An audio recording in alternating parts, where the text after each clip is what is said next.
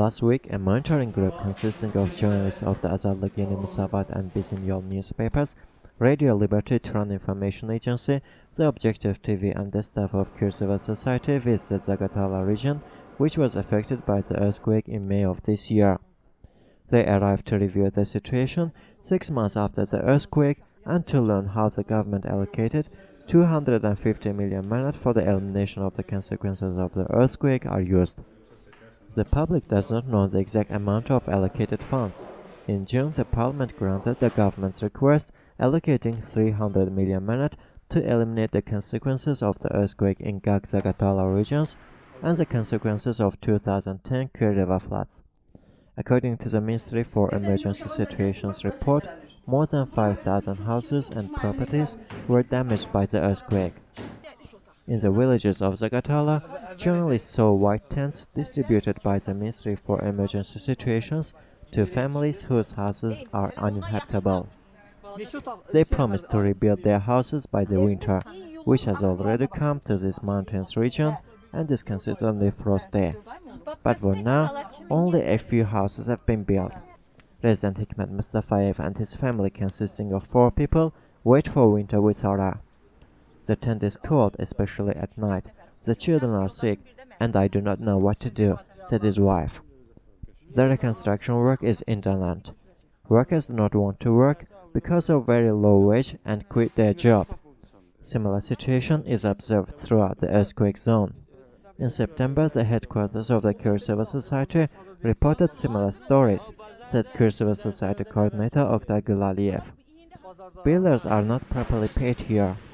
Therefore, local builders go to work in neighboring countries where they can be billed 2 or 3 times as much. Workers have been invited from Georgia, but they did not finish the work and returned back because they had not been paid. The families are made to feed the workers. If they refuse, the construction is stopped. Works go on slowly, especially when the workers are hungry and there are not enough materials. The masons from Sabirabad, who have previous experience in construction in the flood zone, arrived at last and dutifully continue the work. Elaskari village, which is home to 70 families, is most affected by the earthquake. The construction of a secondary school here is going to be completed. However, the construction of houses has not begun yet.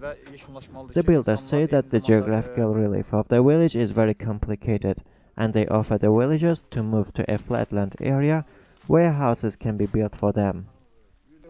They want to evict us from here, said one of the local residents, pointing out that there is no healthcare center in the village, and in the summer and spring, the rough river cuts off the village from the outside world.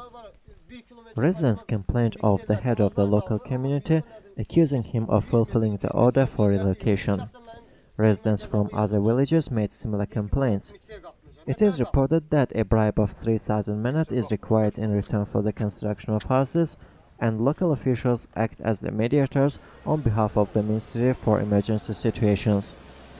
Superintendents of buildings reported that, according to the estimation, 1 square meter of housing costs 500 manats, i.e. a 120 square meter house will cost 60,000 manat. 2 houses can be built for this amount of money, said local resident by name Afghan. The price is obviously exaggerated, given that the construction materials are of poor quality. The winter has almost arrived. First snow in this region falls in December and the temperature is usually -5 degrees. Most of the local people think about ways of how to pass the winter. People understand that they will not be provided with homes for the winter.